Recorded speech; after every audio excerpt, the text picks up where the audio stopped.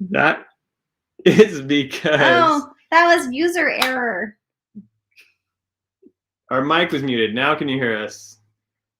Ground control to Major Tom.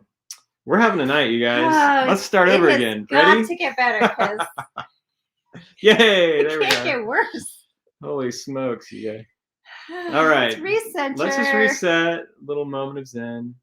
And we we're said good. really good things for the last few minutes, That too. was the best intro we've ever had. Okay, let's Thanks for rewind a hanging little in. bit, shall we? Thanks for sticking with us.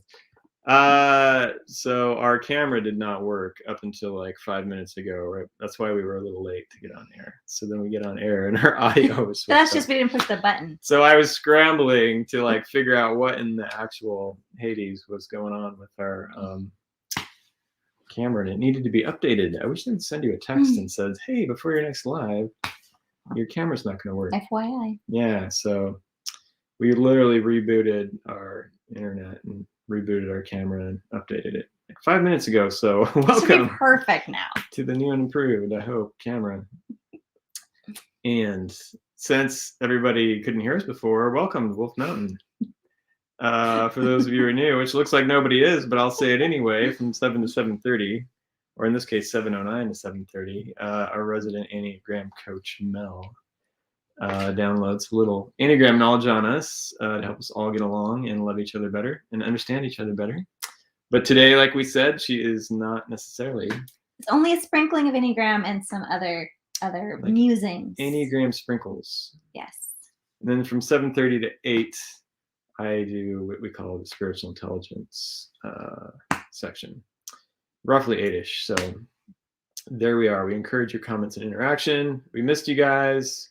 Hello, Janelle. Hello, Rachel. Hello, Melanie. Hi. Sorry we weren't on last Monday. It's the Facebook had its meltdown, or they had the whistleblower thing happen, and then mysteriously Facebook and Instagram crashed for a while, and then everybody realized they can't live their lives without social media for a few hours. And even though we found out they were manipulating us by making us angry all the time so we'd stay on longer, here we are back on because we're here to talk about anger. Drugs are good. We know they're killing us, but we want them anyway, like French fries. Greasy. There's a little plug for you. So anyway, hello. How's everybody? We're pretty good. Enjoying the fall weather. Yeah. It's been beautiful outside. We went for a nice fall hike yesterday and got snowed on. Snowed on up at Sparks Lake, which is almost empty, which was interesting. But yeah, we weren't expecting snow. We escaped here. We're like, oh, it's so beautiful. Let's go up to the mountains. And it snowed. But it was still really cool. It was pretty and peaceful. Yeah, and that was actually my favorite thing ever of the week. It was just being outside with crisp snow coming down in the woods. It's pretty awesome. Yeah, what was your favorite thing ever of the week? Mine was, I think, Ben Film. So that's a local film festival that we've participated in forever, since the beginning. And for a few years, we volunteered with the show. And we did. We screened short films, which are like under 15. Them. Is it under 17 or 15 minutes? And so we watched hundreds of short films. And after we did that, like our attention span was reduced to like 15 minutes. So I could not sit through a feature-length film because I was like, would they just get to the resolution now? Because these films are so long. Why are these films so long? But my attention span has come back since then. Well, I take it back. I ruined it on TikTok. But now that's much worse. Now it's much worse. I can only pay attention for 5 seconds. Yeah, 15 minutes is long. But if you want to, you want to never be able to watch a feature-length film again, screen short films for a film festival. Right. Mm-hmm. But it was kind of semi in person again this year. Last year they did it all virtually, except for they did a drive-in version, which was actually fun. Cool, yeah. And this time it's mostly online, but a few in-person showings, limited capacity, and we went to a couple shows, which were both great. Mm-hmm. And it was just fun to be back in person and seeing some good films. Yes. And that was the first time I've been in a theater in like 2 years. So it was like kind of weird. That was a little weird. Yeah. But it was good. We were thankful. It was good. The movies were good. They were great. So this week we are again talking about anger. I'm so mad.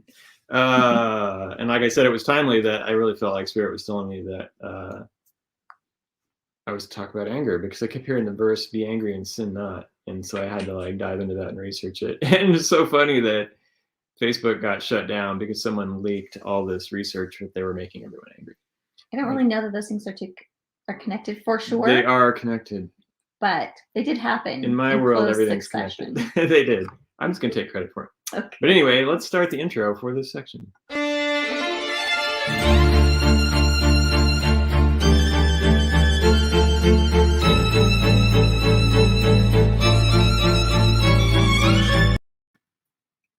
Really nice music. I know. I got rid of the metal this week because every time I post anything with heavy metal, which I think is hilarious, I like, you watch the viewers drop off.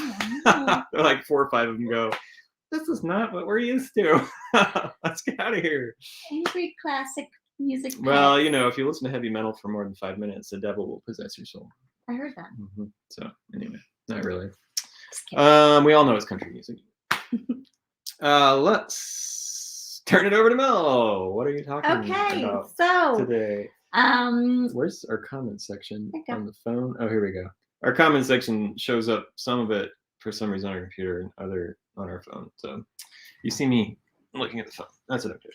So I'll keep this a little bit shorter today since we got off to a rocky start, and I know Sid has just make it as long as you want. It'll all work out. Well, you have lots of juicy / meaty content for us. Maybe. So, all right, when we last were on, we talked about anger, and I talked about, for each Enneagram type, the kind of things that made us angry, the ways we express our anger, and the ways that we people that say espresso make me angry.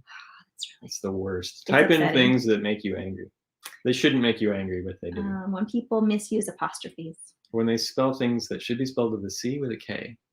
Oh, that is the worst. Why do you do that? That's awful. All right.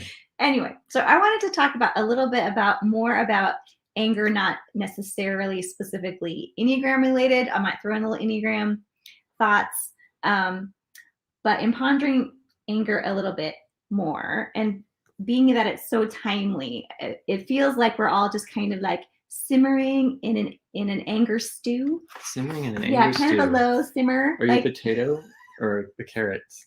I feel like a carrot. And you can just kind of see like people are extra snappy and like more than your average number of people are like having public angry outbursts, like on airplanes and grocery stores and restaurants, and people are just kind of losing it. I think it's because of our simmering in this environment of anger, and it's not good for us. What? So I was just thinking about some of the ways that we might be able to manage our anger better, whatever Enneagram type we are. Sorry, I'm trying to make a ticker on the bottom. Just ignore me. Ignore the man behind the curtain, please. Don't be angry. So I was thinking a lot of times we are angry about something that isn't even real. So we're fighting a battle in our own minds. And part of that is in assuming other people's motivations and assuming their intent, which is a mistake. So we end up just hurting ourselves because... I like how you said that with caution, which is a mistake, in case you didn't know. Yeah. That's my church lady face. Could it be assumptions? Could it be assumptions? Yes. All right, sorry, I'll quit derailing. Okay. Janelle, I know something makes you angry unreasonably. We can assume. I just know. So if we can kind of get a better handle on our own thought processes and recognize our own biases, our own assumptions, I think we can do better managing our anger. You know what they say about assumptions. Yes, I do know what they say. So, and part of the beauty of the Enneagram is how it forces self-reflection, and the way to grow in your Enneagram type is by being honest with yourself, and this goes along with it. So all of us have blind spots, and we all have biases that affect the assumptions that we make. And And we can do a lot of damage to ourselves and others when we just let those kind of just run without questioning them or acknowledging them. You know, people say didn't. Did people say didn't? That's a good one, Mom. And I think we could all benefit by doing our best to have humility in all of this, to acknowledge that I could be wrong, that for sure there are lots of things that I am wrong about. And so if we can lay our pride aside and realize that things I'm really sure about, I'm probably wrong about in certain circumstances, and I don't know what they are. If I knew what they were, I would have a different opinion. So just having that humility is helpful, just as we deal with people. So one thing that I've been thinking a lot about is confirmation bias. And I don't think it's possible to get away from it entirely. I think everybody has it, but it's important to be self-aware enough to acknowledge what it is. So that is the tendency to gravitate towards information that confirms what we already believe, and to avoid and dismiss information that doesn't confirm what we already believe. And we all do it. And I don't know how you could not do it, but at least acknowledging that we are, I think, is a really good step to be honest with ourselves in that way. So I was thinking of an example, like for myself, like I should probably get a mammogram, but I don't really want to get one. So most of the information I read and hear about is, lots of reasons why I should get one. But if I see an article that talks about why it might be good to wait, then that's kind of the one I'm going to grab onto, because that tells me what I want to hear. Like, oh, I don't really want to go do that because that sounds very unpleasant. So I'm just going to pay attention to this one article and not these 100 articles. And then the algorithm feeds you more of those articles. And then maybe, she likes this. Let's tell her other things that she doesn't have to do. Already agrees with what she thinks. Right, unpleasant medical procedures that I can avoid. Right. So along that line. That's what I enjoy about getting older and going to the doctor. They're like, so many. You got to look forward to getting this like thing, and I'm like, I don't need to do that. Who invented that? Yeah. Or they always tell me when I get an X-ray, oh, you're gonna have arthritis, or you do. I'm like, oh, I don't. And they'll be like, yeah, well, you're going to. I'm like, I do not receive that. That's great. Behind me, Satan. So there's also a term I learned about recently, just browsing this kind of stuff, not mammograms, but about things like confirmation biases and self-deception. So there's something called splitting in psychology, and it is something I'm seeing happen a lot now, where people put other people into camps of evil and good.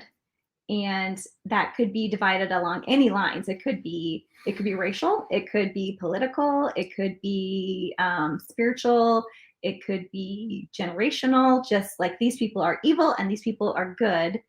And obviously that's wildly oversimplistic, but it's a way of kind of just simplifying a confusing, complicated world. And some people just find comfort in that. And when you put yourself in the good camp, you let yourself be the hero. And some people also enjoy having an enemy to war against. I discovered this actually with some people on social media that I follow, that they will jump from one, they'll like, for a long time, they were kind of, promoting their side of the, political, the political views with like a vengeance against the people that oppose them. And then I think they got tired of it actually and burned out, but then they jumped on another bandwagon that was just like a product they were promoting. And then they started to just rail at the opposing products with the exact same kind of ferocity. It's like, oh, this is like a pattern. Like some people just want an enemy that makes them feel, I don't know, but they just want someone to battle all the time. They like the simplicity of good versus evil when it comes to humanity, I guess. Yeah. So not healthy.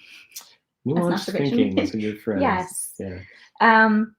A couple great books that kind of deal with this that would recommend. One, I've only listened to part of it. Sid has listened to it a couple of times on audiobook, was Braving the Wilderness, Brene Brown. That is one of the best books I have ever read in my life. And the big takeaway, at least for me, is that people are hard to hate up close. And I think that's huge. Like, I just told someone that today. So easy to vilify someone and dehumanize someone from a distance, but when you're talking to them face to face, it's impossible not to see that goodness and humanity in that person. So hold on to that, even when someone seems like they're the absolute worst. Other parts of them are just the absolute best. So it's hard, but to stay engaged and don't vilify people. Yeah, I think like the phone has become this, the computers and our screens and our phones have become this like weird barrier that's actually causing more problems than good, where we hide behind it and then judge people, where if we just like put them away and like connect with people face to face. And I intentionally will put myself in situations, because I'm so awesome and you should learn from me, where I don't have much in common with the people that I'm around, or they are someone with opposing views of me. I'll like sit with them, because I don't want to paint people with a broad brush them, and it's uncomfortable. But I just find like people are just people. Like they all have the same kind of like basic needs and desires, to see their kids grow up and be healthy and well and this and that. For sure. Yeah, and so it really slays that imaginary dragon that we create in our head, I think, and then put this enemy or them face on it, and then lump everybody into this category where nobody actually fits that archetype or that stereotype that we've made. Great. Yeah. All right, just around there. No, it was really good. I hope you would jump in on that one, since I know we do love Brene. And the other one is the book Talking to Strangers by Malcolm Gladwell. And I would recommend every single thing he's ever written. He's fantastic. So I heard an interview with him today, and it's just so on point about how we acknowledge that we ourselves are nuanced and complex. But with strangers, for some reason, we think that they're simple and we can figure them out and assume we know everything that they're thinking and feeling and everything that motivates them, which obviously is not true. So we can give everyone else as much grace as we give ourselves. But that's hard. So I kind of wanted to move into a few logical fallacies. There are so many. I just picked out a handful of them. And but I am not under any of them. I just think it's really helpful to realize when we are using these, when our thinking gets muddy and does us a disservice, or when people are using these logical fallacies against us, and to realize we might be being manipulated or we might be being led astray. So just recognizing them when we hear them or see them, that can help us be less angry. Yeah, I had a friend once say, like, he was really serious. He's like, I'm not under too many illusions. And I said, except for that one, which actually made him quite mad. And but that really stuck with me when he said that. I couldn't get out of my head. I'm like, I'm actually under illusions, like that I don't want to be. Like, I'm always asking truth to teach me and not be under illusions. So it's this great place of humility to put yourself to realize that, like, I can be fooled. It's like it's saying, like, Spirit once, I was just sitting doing nothing, and when Holy Spirit said, if you were deceived, how would you know? And just left it at that. And I'm like, it just really rocked me. I don't know why. It just kept sticking with me. I'm like, if I was deceived, how would I actually know? What's the answer?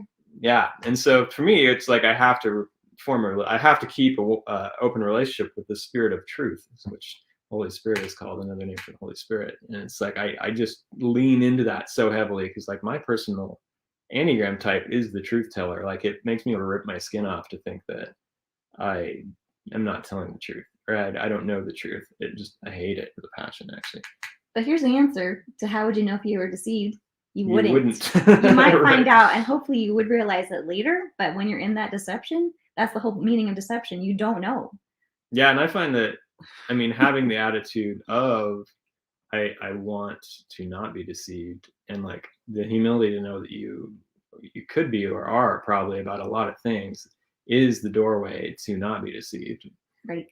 To look back at your life and like, have I ever been wrong about anything in the past? Something I believed sincerely and turns out I was wrong? Probably, if we're honest. And it's probably happening right now. Yeah. Anyway, so a few logical fallacies. And I found these very interesting. Some of these I had heard about and some of them I hadn't, but I'll just give a few examples. So one, which I see a lot, is the straw man argument. So this one is when you, I'll say opponent, the person you're arguing with or discussing with, like reinterprets what you just said to something more extreme and then argues against that more extreme position. So I heard it or read a good example this morning, I think on Twitter. And a woman posted a comment about the January 6th riot at the Capitol.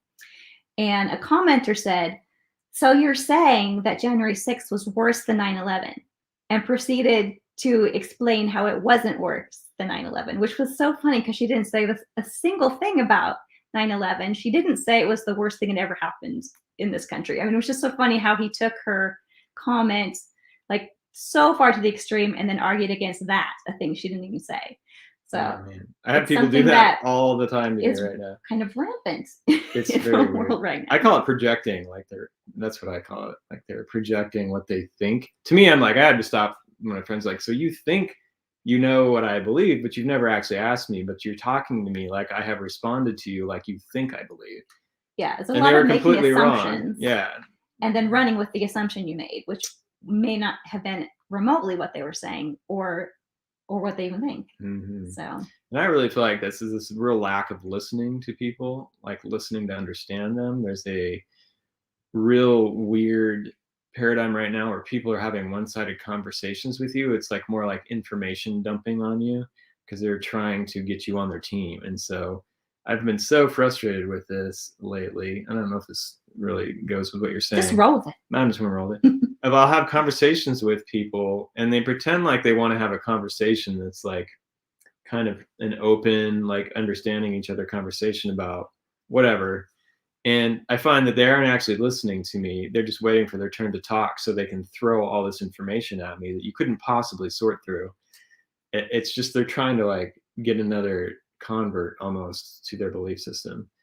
And I've done that myself. Like I've tried to catch myself lately. It's easy to do. In conversation, letting myself pause and then listen to what they have to say. Even if I don't like agree with it, I want to understand where they're coming from. And it's just basic human decency to like actually connect with the other person because the belief system is secondary to the connection. Yes, you know, and if we're actually going to solve anything in this world, it's going to be heart-to-heart connection with people, you know, so.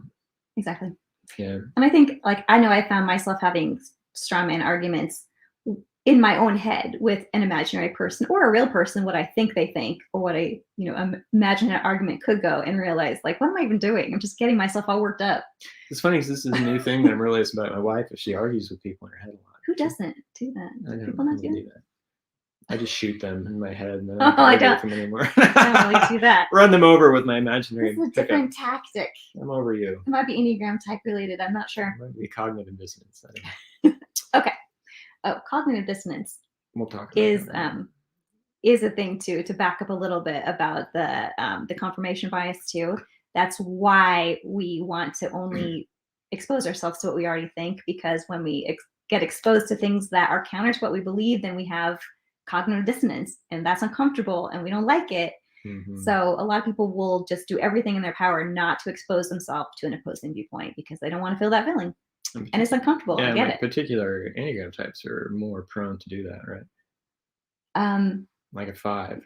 They like to be the one up on the information. They do, but they also, I think it depends on the person because they also really like to research. So 1 5, and I know a 5 in particular who really falls into this. They will not expose themselves to opposing viewpoints, but some might be a little bit more open-minded.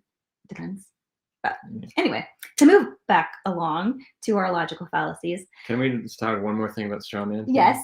So I've heard the straw man thing has always been of taking a larger issue and then condensing it into a small issue you can beat with a stick, basically. So you're simplifying it in terms you can wrap your head around and then fighting against it without any actual understanding of what's behind it. But then that's the level where people want to fight because they can wrap their heads around the issues. And so they reduce larger nuanced things down to smaller issues and then form teams. And that's kind of what I've always understood to be a straw man argument. Yeah, that makes sense.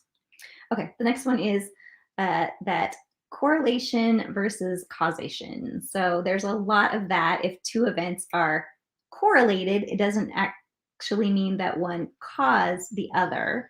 And you can think of like all kinds of funny examples. Like the one I thought of today was as the rate of people who smoke has gone down, the average global temperature has gone up. So therefore, the way we solve global warming is to get more people to smoke. So, which obviously is ridiculous, but you could do that with all kinds of things that you could graph. Like this has gone this way and this has gone the same way or opposite. And so therefore, this must cause this, but obviously that's silly. So just a thing that when they're not as obviously silly, then you can kind of slip into thinking that it's logical when it isn't. That's good. This one. This was my favorite name, I think, of a fallacy. Is called the Texas sharpshooter fallacy, which I'd never heard of this one before, but I kind of liked it. So it's based on a marksman who just takes a bunch of shots at the side of a barn. And then after he's shot the wall, he goes up there and finds the concentration of holes and draws the target around them. So in retrospect, it looks like he was a really good shot. So it has to do with finding patterns in retrospect and then assigning meaning to them. So I want to preface this to say that I think that patterns do often have meaning, but sometimes we misunderstand. We assume a pattern's there that isn't, or we assign the wrong meaning to it. So one example, which I thought was really interesting, was a couple people who ended up winning the Nobel Prize for this research wrote about during World War II, Londoners noticed that bombing raids consistently missed certain neighborhoods. So they thought, therefore, those neighborhoods must be where German spies lived. And after the war was over and research was done, and they stepped back and looked to see where the actual bombing raids happened, they truly were random. And I don't really know on the ground, I have to read the research, but did people vilify people in those neighborhoods? Did they form a mob and try to flush out the spies? Who knows? But we can run with something that's totally wrong because we're making assumptions about perceived patterns.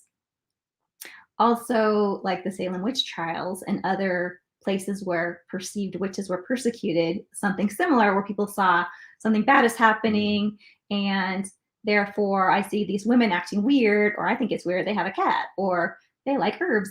And so they must be the reason essential oils that there was a hailstorm, so we can really run amok with that was crazy. They would have a list of things.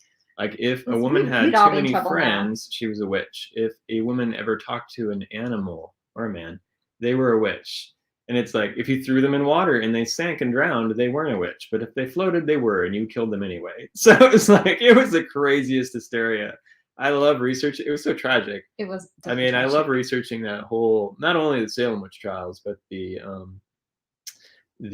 holy wars that just executed tons of people for witchcraft, and it was the craziest hysteria ever. It was awful. But anyway, that's one of my hobbies. And that was more of splitting, right? That was making good and evil. So these women were evil, and so they literally, we don't understand what you're doing, you're a witch, we're going to kill you. And they would. Crazy times. Okay, moving on. So you have time. Oh yes. There is the fallacy of the false dilemma. So it's setting up an either or, a black and white choice in a situation where there truly are more than one choice. And an example I thought of is either you hate my enemy or you're not my friend. And yes, I've had somebody tell me this before. People say that exact in a high-level leadership position. And that's not true. That is not the only choice, and that's not even the right choice. You can't be friends with my enemy, or you're not my friend. And it's manipulation. It is manipulation.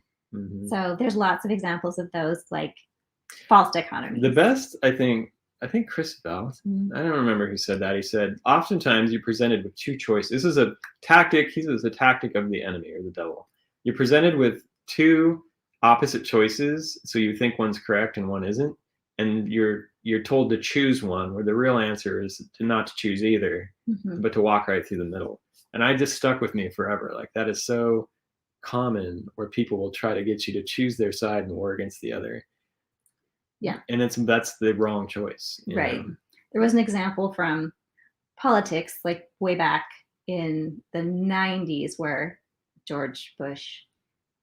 I miss George Bush because I miss George making Bush doing George Bush impersonations. Yes, you're welcome to use it now.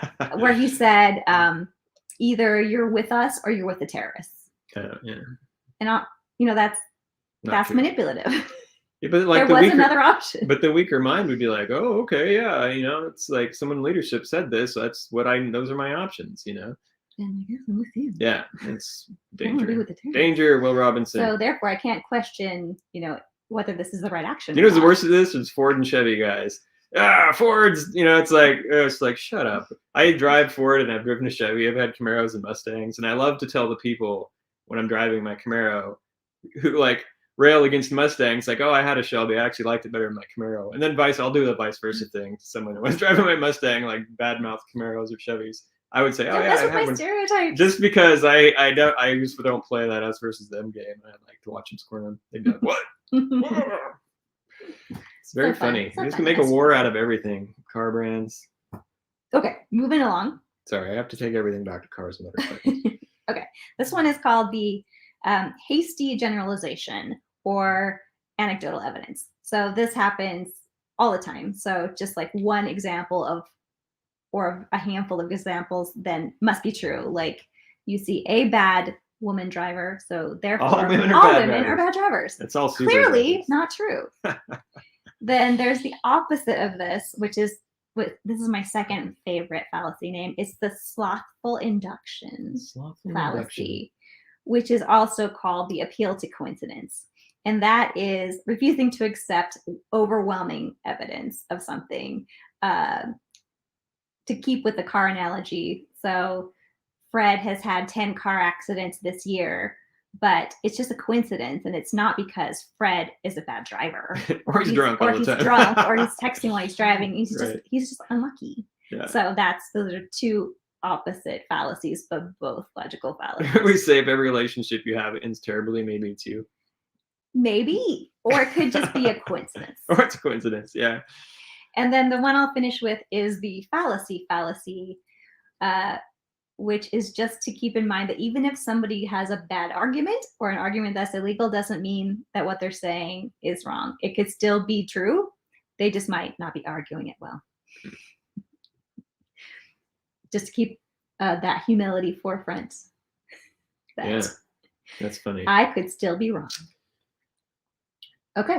Wow. And then I will turn it over to you. Those were some all topics. We could have just dove into each one of those. They're kind of fun.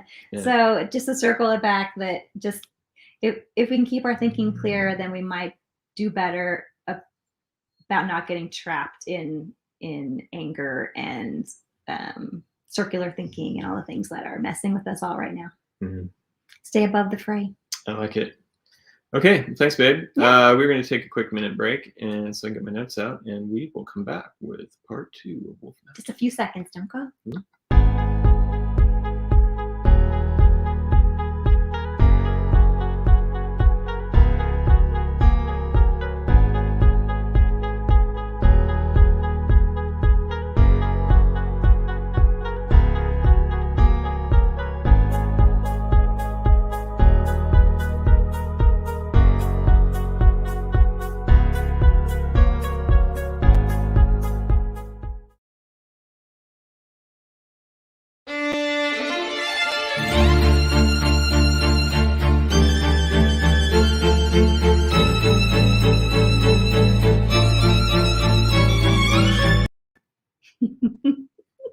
I love those angry little animals. Oh my gosh. You know, one of my favorite thing is that makes me laugh like uncontrollably is when you watch a video of a cat like trouncing a little child or a dog knocking them over. I don't know why that is so funny. As long as they don't get seriously hurt. There's something wrong with me. I think that's the funniest thing, to watch a cat spring out of the bushes and knock a kid on the ground.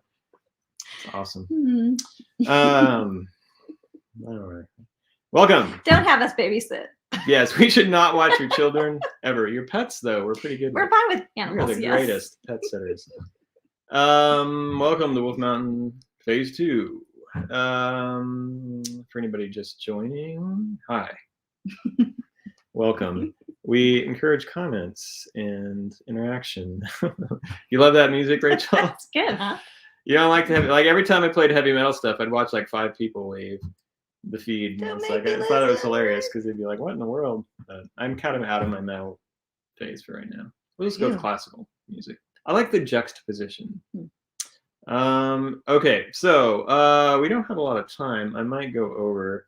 For those of you, much part 3. For those of you, I'm tired of talking about anger. It's making me angry. It's making you angry. Anger's making me angry. Oh. For those of you who can't stick around or just joining or missed some or would like to catch more of our episodes, you can get on YouTube. We have a Wolf Mountain YouTube channel, which I don't advertise very well, so it's not highly trafficked. But we're thinking about moving to a podcast because it'd be easier for people to tune in, I guess. We've had some requests, but then I can't make funny puppy and kitty videos. We might have to do some kind of both. Yeah, do both maybe. Maybe a monthly Wolf Mountain and a weekly podcast or vice versa. I have no idea. We're not stressed out about it, obviously. But anyway, stay tuned. So yes, back to the anger thing. So to recap, last week I really felt like, and Spirit was talking about anger. There's a verse that says, in your anger do not sin, and do not let the sun go down on your anger, and do not give the devil a foothold. And so I didn't remember the rest of that verse, only in your anger do not sin, because I was struggling with anger. Like, I had some things going on in my life interpersonally with people that I thought were just being completely center of the universe and just harming other people. And they were people that were close to me, and I was so mad. I'm like, I could not even talk to anybody. Like, if I call or talk to anybody, I'm going to ruin that relationship. Because I was so done with people and humanity. And I was just like, I've had it. I'm going to live on an island with an owl named Blix, and there's going to be one boat. It's the only way you can get there. It'll be off the coast of Italy. I'm going to live off fish and sounds nice. I know, baguettes. I don't know. But anyway, so while I'm sitting there like stewing in my anger, the Holy Spirit says, in your anger, don't sin. And so I'm like, all right. It's like, Spirit said to come in and talk to me. I better sit down and like reason through why I'm so angry. And so what I really had to do was like sit in the quiet, no distractions, and ask the Spirit of truth, Holy Spirit, come in, examine me, like drag everything into the light, and let's get to the bottom why I am so angry. And it was a really powerful session for me. Actually, does Mel get to go? I hope so. Only if she does not make me mad. Right? Oh, bye. So yeah, she better call first and ask. I'll make reservations. Yes, no, I'm completely derailed. Anyway, so it was we could call it shadow work. And my definition of shadow work is dragging things that are festering in the shadows into the light and examining them with the Spirit of truth, and then facing them and letting truth set you free so you can get to those darker parts of yourself, the shady parts. So I had to work extra hard to be mindful of not letting anger infect me. It already did affect me. I just needed like the vaccine, which was to spend time with Spirit of truth. And so that was very beneficial. And we'll talk a little bit about that later if we have time, but we don't have that much time. So I'm going to try to avoid like talking like an auctioneer and just give you some good stuff. We might not get through all of it. So anger that actually like some people just angry so long it turns into like part of their personality or their operating system. Like you've seen people who are just mad about everything and grumpy, and there's actually a lot of like legitimate health issues that come with that. I wrote a few of them down, but one was heart health. Your immune system's actually crippled. Interesting, right now everyone's angry and we have some virus floating around that needs us to have a strong immune system. Anxiety, depression, it actually shortens your lifespan, proven to shorten your lifespan. It affects your lung function actually, which is interesting because your breath is everything. Like learning to breathe, like sends a ton of signals to your body, like the way you're breathing. It really triggers your body into certain modes. Like short little breaths, like Americans usually take, will put you in fight or flight or anxiety mode. It's like a fear or anger thing. And big deep breaths put you in a state of relaxation and helps you to think more clearly and be more cognitive. So that's very interesting. And stroke. Anger can really give you a stroke, right? So I'm going to break down that verse one more time because it's important. And so the verse is, I want to talk about this, is a lot of people will justify their anger or the violence in their heart with the scripture that talks about Jesus flipping over tables. And like, oh, well, Jesus got mad and flipped over tables. Yeah, he was so mad, he sat down and made a whip, and like, which took him a little bit of time, and just let his anger build while he was making it.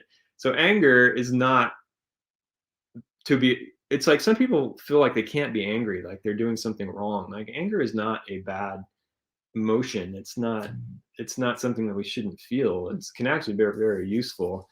But Jesus was angry because he was zealous for God's temple, because faith was being monetized in it. And that's why he was angry. And so now we are God's temple. And I said that before, like we have been monetized, right? And so because of our faith, there's a lot of people trying to make money off of our faith. And like Jesus, if he's flipping the tables now, it's going to be because he's zealous for us and the person that you are justifying your hatred towards by using that scripture, So it's the heart of that is wrong when people talk about that. We discover when there's other times where Jesus got, was angry at the Pharisees and rebuked them, but he didn't hate the Pharisees, said it clearly says in the Bible that God does not delight in one evil person perishing. Like we see it where Peter cut off, a soldier's ear that was coming after Jesus. And Jesus, like, that's enough, like healed his ear, We see it when two of the disciples, which he nicknamed the Sons of Thunder, asked Jesus if they should call down fire upon this city that rejected them. And Jesus turned around and he said, you don't know what spirit you're of, and rebuked them, it says, which is pretty interesting. I read a commentary on that where there's two ways to interpret what he was implying by that. One, that you don't know what spirit you're of, like you don't know who you are coming into agreement with, the spirit that you're talking. You're in agreement with the spirit of destruction and pride. Like you judge these people unworthy of life and yourself above them, and you're going to you want to now destroy them with the power you have, which is interesting. And the other thought is that Jesus was saying, you don't know that the spirit you carry, which is the spirit of life, like the Holy Spirit in you, is not someone who destroys. That's the devil who still kills and destroys. The spirit that in you brings life, brings grace, brings restoration, is not quick to anger and forgiving. So they didn't realize that's what they were carrying. They were trying to repurpose that to destroy. So that's very interesting. So clearly we see how Jesus manages anger in his disciples that turned into hatred, pretty quickly and swiftly. So I say that's how we should deal with it. We should just drag it into the light and deal with it quick, There's always something good to learn when we do that takes us higher. So be angry and do not sin. I broke that down last time and what that means. It says, be angry and do not sin. Do not let the sun go down on your anger or give opportunity to the devil. And I said the way we could repurpose that would be angry, but do not lose your self-control and let that turn into hate. Don't let it foster in you becoming an operating system that makes you hate people, and use your power to destroy instead of create life. Do not let the sun go down on your anger. So we're like, oh, is there a time limit? If the sun goes down on our anger and we wake up in the morning, does that mean something bad happens, like the gremlins? We turn into like green people? What I really feel like that meant when I read that is like, do not foster your anger in darkness and let it grow. Like drag it into the light, keep it in the light before there is no light, and deal with it before you foster it in darkness and let it grow there and become something that it should not And the interesting thing was we talked about how it said, do not give a foothold to the enemy or the devil, which is really interesting. Like, so what does that mean? Like the root word there, another way to read it is do not make a space in your heart for diabolos, or the devil. And the word diabolos is where we get the word devil, but it's also means accuser. And there's some other words that is the root of, and it's slanderer, someone who defames people, backbites, destroys, accuses, criticizes with intent to harm, and someone who is basically roughly, and you could interpret it as someone who severs relationships, all of those things. And so we see all of that stuff going on, right? All that stuff that we're like witnessing that's rising to the surface, all those behaviors, that is like literally diabolos. That is that root word, the energetic ties to the word that we get the root word that we get all of those things from, that spawns all those things. That's like the virus that manifests all those symptoms. And we can come into agreement with that and then integrate it into us. And it becomes part of our operating system. That ecosystem becomes part of us. And then we spread it to other people. And that's exactly what I've been witnessing. And so don't make room for that in your heart. And if we are fostering our anger and darkness and not examining it, that stuff begins to take residence. Diabolos virus begins to grow in us and take up residence in our heart. Interesting that in the natural, like anger and hatred kills our immune system off.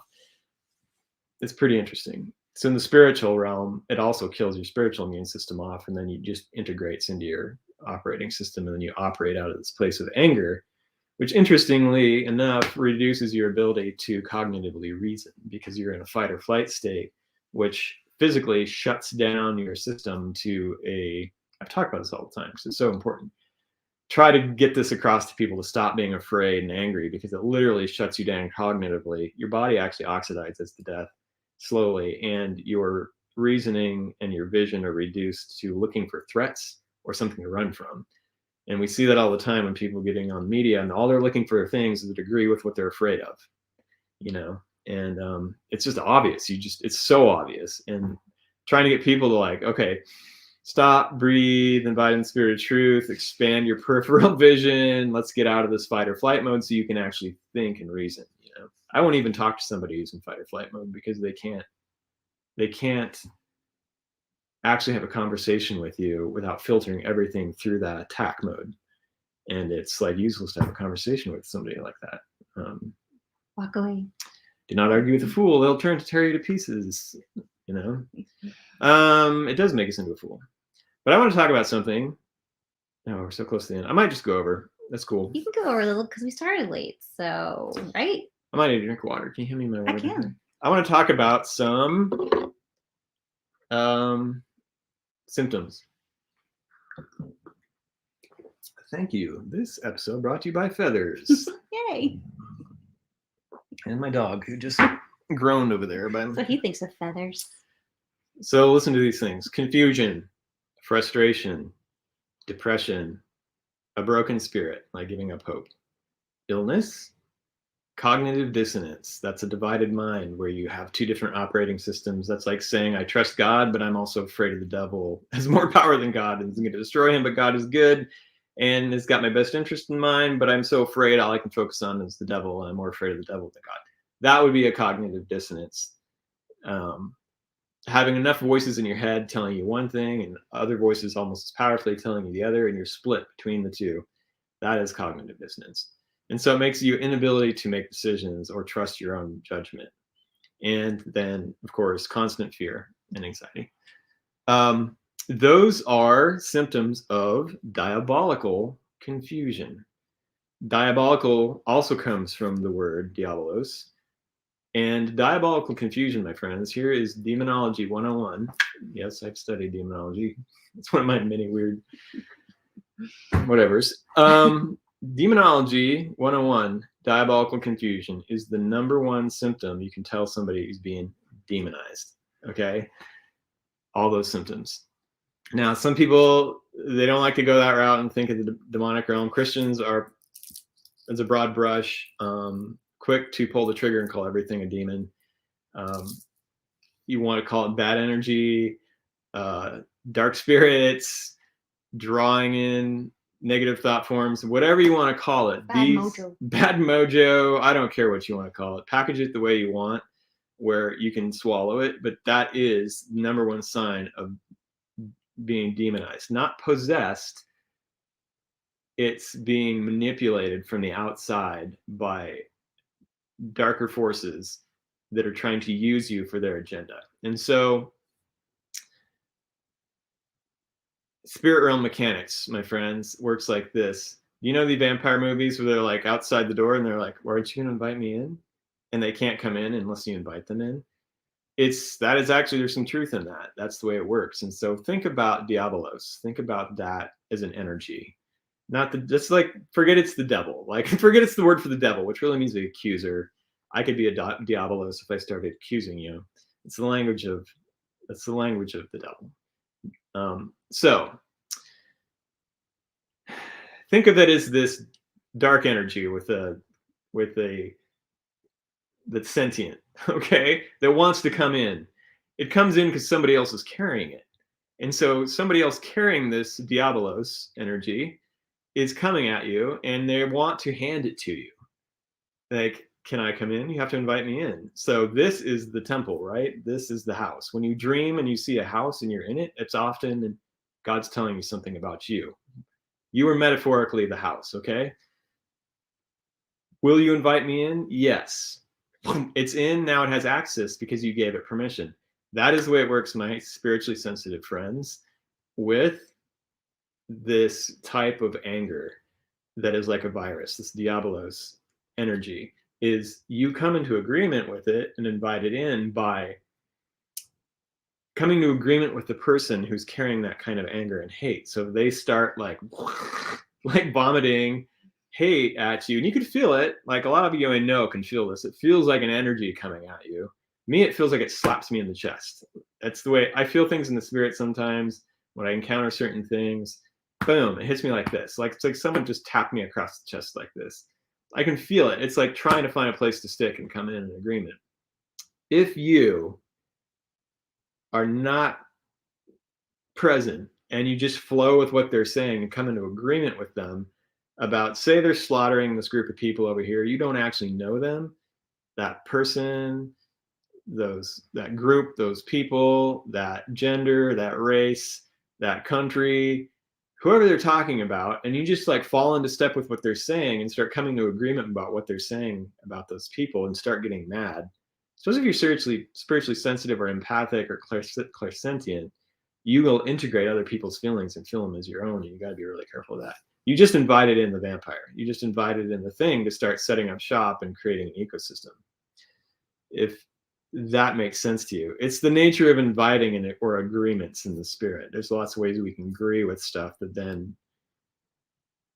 if you think it more of on a quantum level, and I don't know a lot about quantum physics, but I do know that like particles will resonate with like particles from like infinite distance. They will affect each other. So if you think about that kind of energy, if you start resonating with anger and Diabolos energy, I'm getting pinched. I pinch your head, I crush it. Remember that?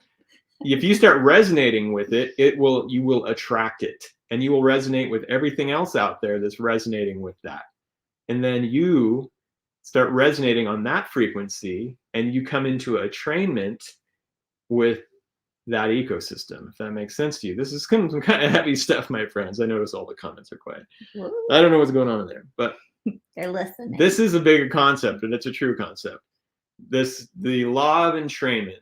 A scientist found out once they had two identical grandfather clocks, and they would always be in sync. Like, you know, the pendulums in there, tick, tick, tick, and he would purposely knock one out of sync, and he'd come back a couple days later, they'd be lined back up again, because like resonates with like. They were coming in alignment with each other and moving with each other. That is the way it works with this kind of spiritual virus. We have a physical virus that's affecting us. A spiritual virus is just as serious. You have to be really careful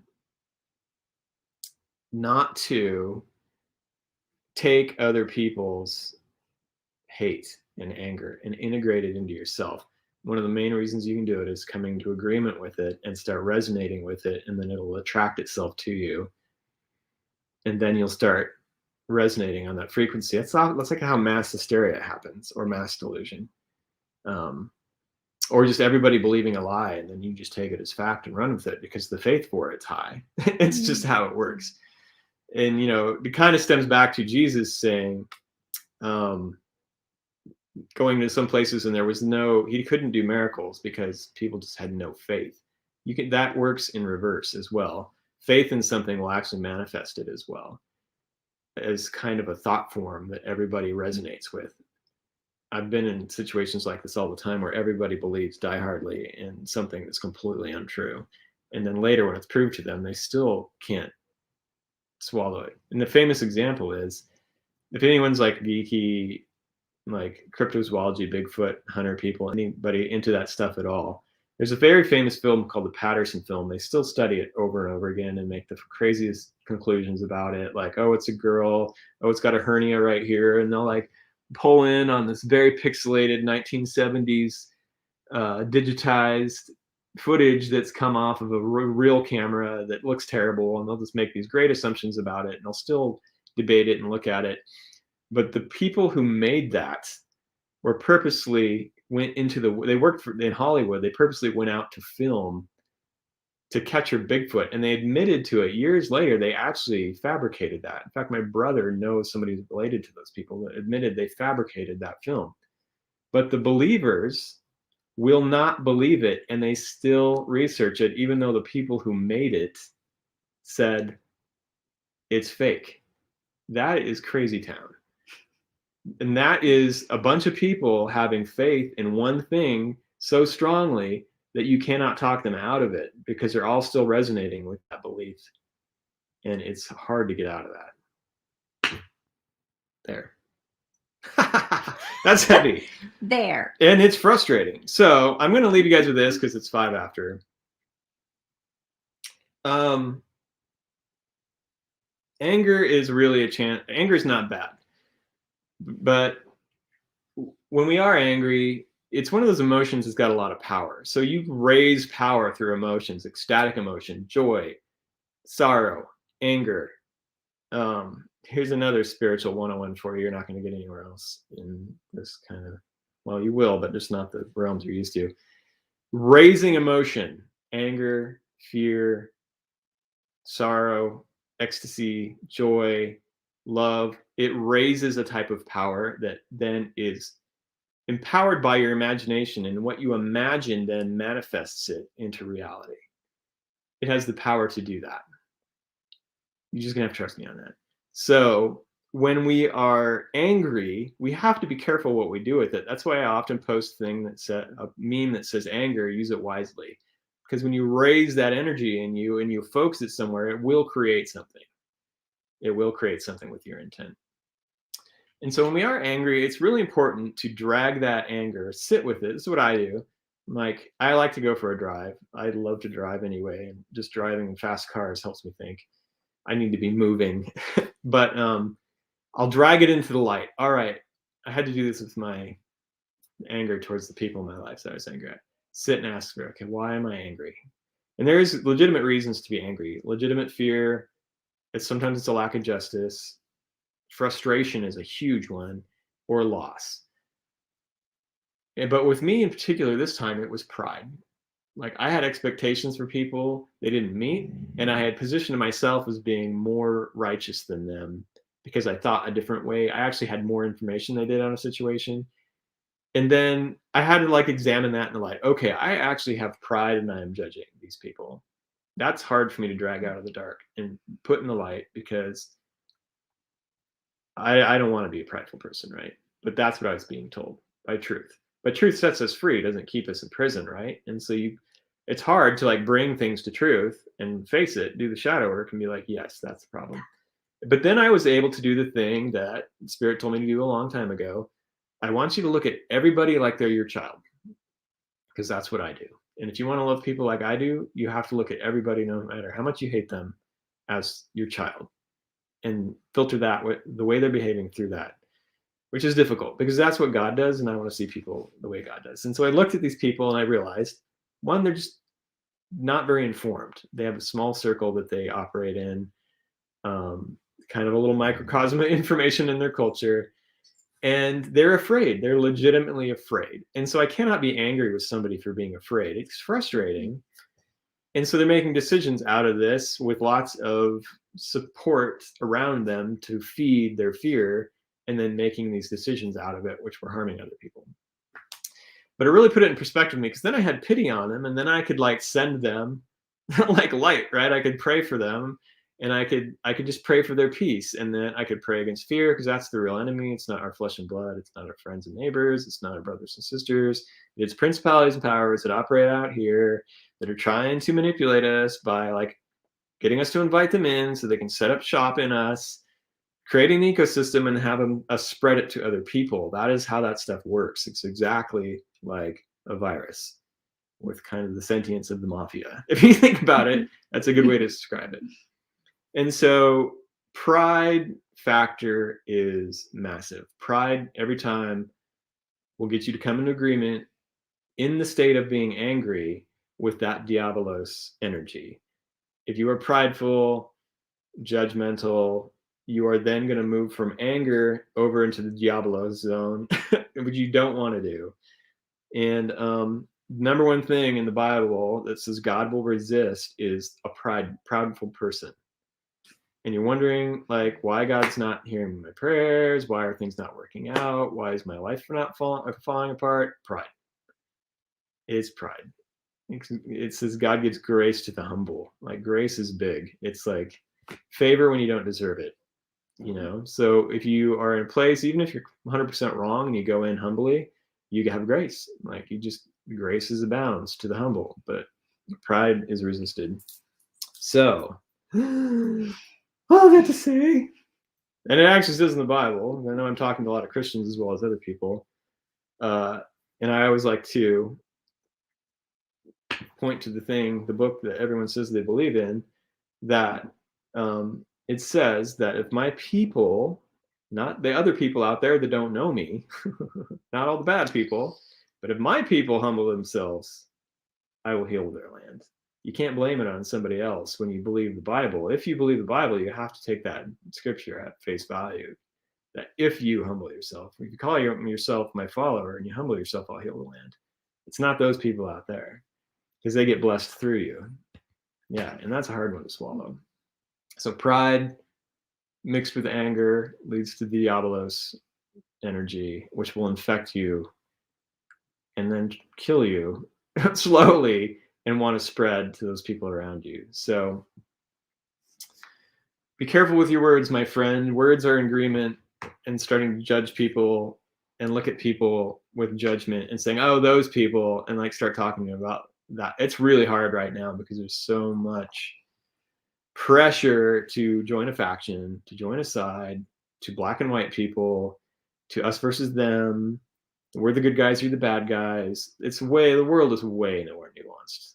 Kings and queens have to make very nuanced decisions that are not black and white like the paupers do.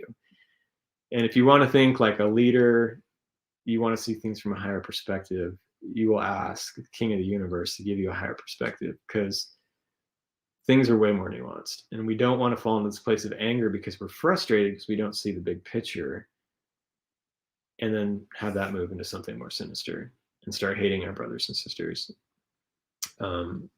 Humility is the key, my friends. So protect your temple, protect your house. Don't open the doors to other people's anger. No vampires. No vampires. They suck. Literally, if someone comes at you with that kind of energy, you can be present with them and observe it and do what you can to serve them there. But make sure you're keeping up your energetic boundaries. Do not integrate emotions into yourself that are not your own.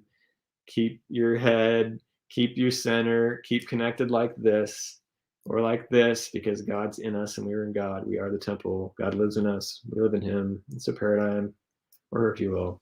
And that's going to take you that's going to take you a long ways right now to keep your head and not get infected by diabolos. they need a vaccine for that. Maybe I'll make one. Good. Anyway, we love you guys. Thanks for sticking in there. Sorry, our camera did not work right out of the gate, and we went over, and then we had no sound, and my hair's too shiny today. So shiny. All these trials. But you can catch us on YouTube, like I said. Replays, they stay up on Facebook for a while, and we will probably be back the week after next. We're going to be gone. We'll be back at some point, and we'll give you a warning. We might be gone. We might be in Death Valley. Might be living it up in Death Valley. I don't know. And I know there's not enough Wi-Fi from there. No. We'll have to send up smoke signals. Look for those in the south, smoke signals. Next Wolf Mountain will be in Morse code. All right. Love you guys. Thanks for tuning in. Be well.